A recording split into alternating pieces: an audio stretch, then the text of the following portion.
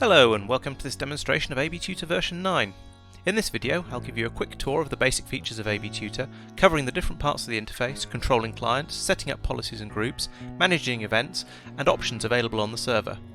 I hope this tells you everything you need to know about the software, but if you have any questions afterwards you can contact us by emailing sales@abtutor.com. AB Tutor has three components. In the middle is a central server which manages the connections and stores settings, data and logs. The client is installed on any computer that is to be controlled by AB Tutor, allowing it to receive and carry out any instructions. Finally, the console is used by teachers and network administrators to view and control the clients. The admin can control what the users have access to in the software, allowing different users different levels of control. This is the AB Tutor console, showing what a teacher or admin would see. On the left is a list of groups that the current user can access. In the middle we can see the devices in the currently selected group, showing the host name, who is using that computer, current policies and applications, the current version the device is on and what groups it's in. This panel can also be switched over to a thumbnail view, which gives a live view of all the computers in the group.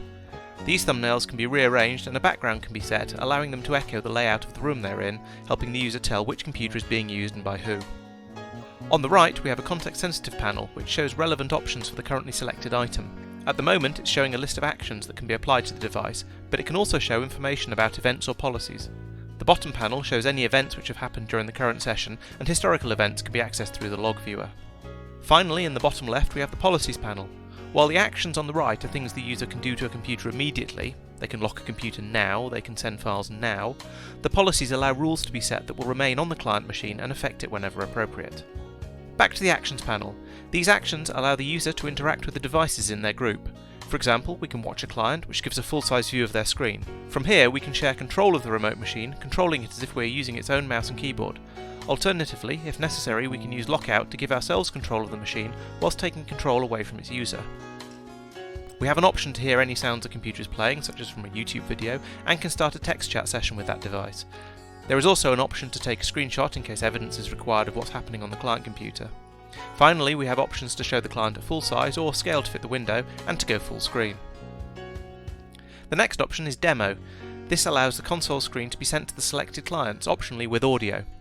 The user can choose whether to send all of their screens, a specific screen, or even just part of a screen. This could be used with PowerPoint slides, for example, sending the slides to the clients but not showing the notes underneath it. You can also choose whether the demo is shown full screen on the clients, locking their computers, or whether it appears in a small window which they can move and resize, allowing them to continue to work in the background, perhaps copying what they're shown in the demo. The exhibit action allows one client screen to be shown to other users. This is useful if one of your group is doing a presentation, as it saves everyone else having to try to see their screen. Launch allows you to run programs, open documents or open websites on the selected clients. For example, you could send your group to a specific Wikipedia page, run a video from a network share, or open a word processor on as many computers as you want. You can also close programs from here or by right-clicking on their icon in the list view. Text chat allows the console user to send messages to the clients and to receive replies from them, and can optionally allow the clients to talk to each other under the console user's supervision. Audio chat is similar, although for voice rather than text. It also allows broadcast, where the clients can hear the console user but not vice versa. Snapshot and capture allow screenshots or video recordings to be made of the client computers. This is typically used to gather evidence of misbehaviour. The default frame rate is set quite low in order to keep recording sizes down. AB Tutor can be used to lock client machines, displaying a configurable message and preventing any input to the computer. This can be used to quickly get the attention of users or to display messages. In AB Tutor 9, each user can create their own lock screen messages which don't appear in other users' menus, allowing them to create as many as they want without worrying about cluttering up the interface for everyone else. Admins also have the option of saving lock screens just for themselves or as global lock screens that all users can access. The customizable lock screens can be used to set up lock screens with lesson plans, so at the start of a lesson, students sit down at their computers but can't actually use them, they can only read the lesson plan. Then once the teacher is ready, they can unlock the computers, allowing the students to use them as normal. Send files allows the console user to push files out to the client, specifying where they're copied to. Collect file is the same in reverse, pulling specific files off the client onto the console computer, where they'll be renamed to show the original file name, the username of the logged in user, the machine name, and the date and time when they were collected. This makes it easy to tell which work belongs to who. Transfer files displays a Windows Explorer style tree view of both computers' file systems, and allows files to be dragged back and forth between the computers. Finally, in this section, the key sequences action allows specific keystrokes to be sent to clients, allowing tasks to be performed on multiple computers simultaneously. These functions can be used together as well. For example, a teacher might have an exam in a Word document which they could copy onto all their students' desktops at once using Send Files. They could then open that exam using Launch, leave the students to work on it during the lesson, and then when the time is up, use key sequences to send a Control-S to save the file, and then collect files to copy all of the students' finished exams onto their computer. The next section of the actions covers power options. You can turn computers on and off and log users on and off. All of the commands which could lead to a user losing data can be sent with a warning message and the option to allow the user to cancel the log off or shut down if they're still using the computer. Finally, at the bottom, we have some admin commands.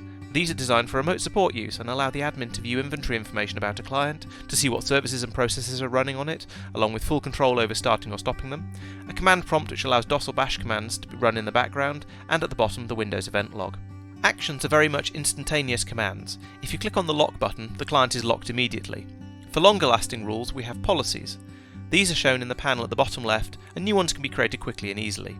Any policy created consists of conditions and effects. The conditions specify when the policy should be active, effects specify what the policy actually does.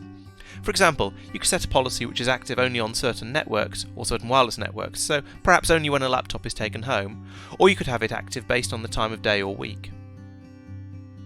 Each policy should be given a name, an appropriate icon and an icon colour to make it easy to tell them apart.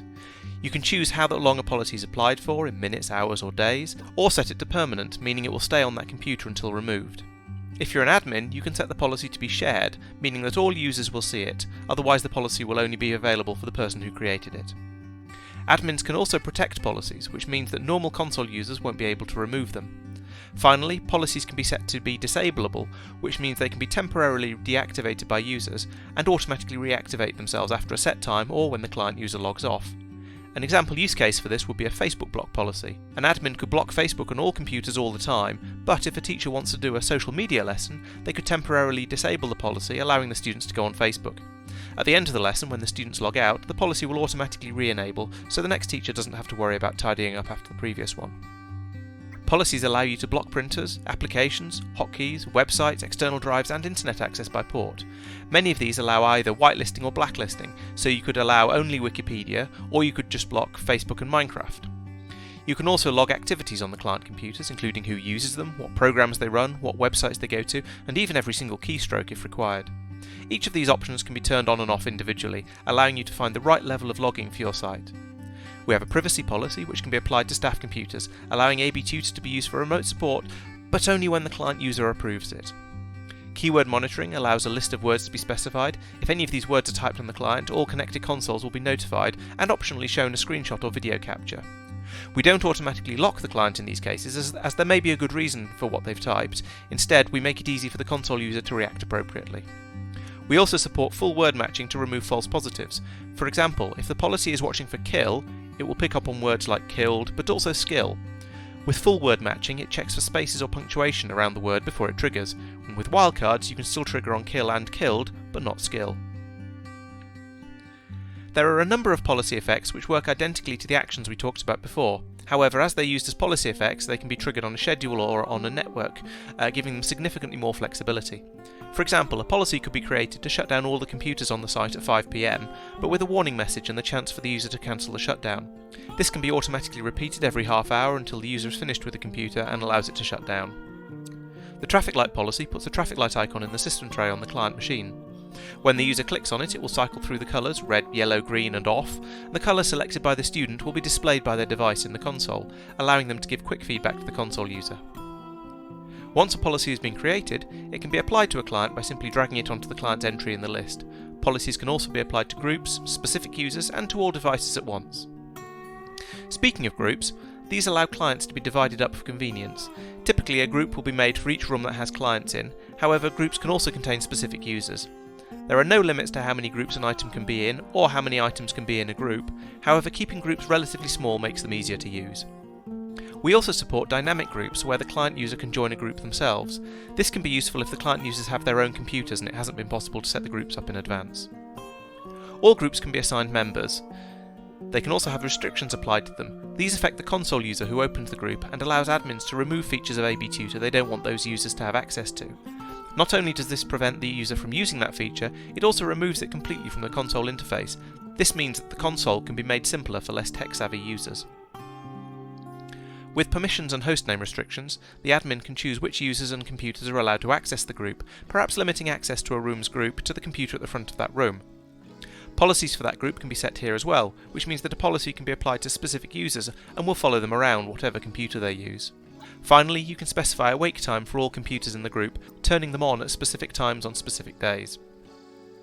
The Events panel shows any alerts that have happened during the current session. Selecting an event will show more details so you can see what triggered it and why. To see historical events, we have the Log viewer, which allows you to search a range of dates and also filter by things like type of event, who was using the computer, or the current application. Again, events are shown as a list with basic information, and more details are available by selecting one or more of the events. The central server has a web interface for configuration and management. The dashboard allows quick access to some of the commonly used functions and an overview of the devices and users on the server. From the left menu, you can access a list of registered clients and can create or edit users on the server.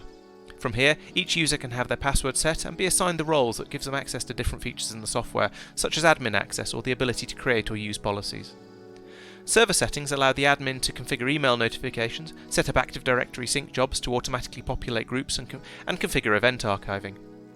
Device settings include configuring the alert dialog boxes that appear in the client and protecting it from uninstallation.